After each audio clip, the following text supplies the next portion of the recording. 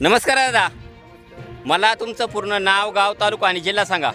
गोविंद गजानन काशी, हां, तालुका पारनेर, जिल्हा अहमदनगर. अहिल्यानगर. हां, तर दादा आज आपण आपल्या टोमॅटोच्या प्लॉटमध्ये आले, बरोबर? तर मला सांगा दादा, ही आपली टोमॅटोची व्हरायटी कोणती आहे दादा? हां, साऊ म्हणून व्हरायटी, बरोबर? तर साधारणतः किती दिवसाचा प्लॉट झालेला आहे दादा आता? हां, म्हणजे 1 महिन्याचा साऊ व्हरायटीचा टोमॅटोचा प्लॉट कंप्लीट झाला आहे, बरोबर?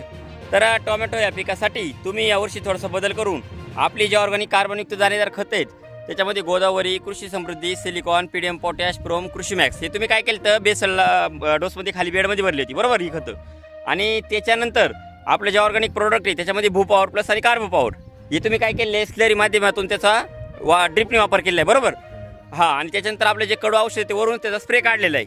आता हा तुमचा जुना मल्चिंग आहे, बरोबर? म्हणजे याच्या आधी थोडक्यात एक पीक होतं आधी टोमॅटो, आणि त्याच टोमॅटोच्या बेसल डोसला तुम्ही ती खतं आपली खाली भरली होती, आणि ते टोमॅटो संपल्यानंतर ते टोमॅटो उपटून परत नवीन लागवड केली, बरोबर? म्हणजे आता सेकंड लागवड आहे तुमची याच्यावर, बरोबर?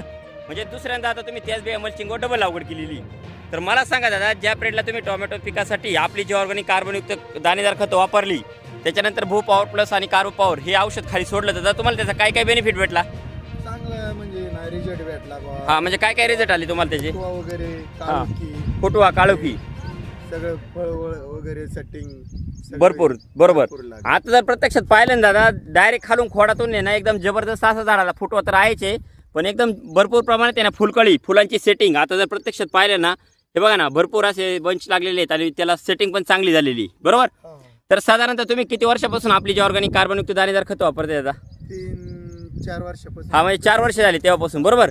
तर याच्या आधी कोणकोणत्या पिकांसाठी तुम्ही ऑर्गॅनिक कार्बनयुक्त दाणेदार खतांचा वापर केला? मिरचीला वापरले, तंबाटे जादा करून आपले तंबाट्याचे राहतात. हा, टोमॅटो आणि झेंडूला पण वापरलं झेंडूला होतं पण ह्या प्लॉटमध्ये. पहिला याच्या आधी 2 वर्षापूर्वी झेंडू होता तेव्हा पण, बरोबर?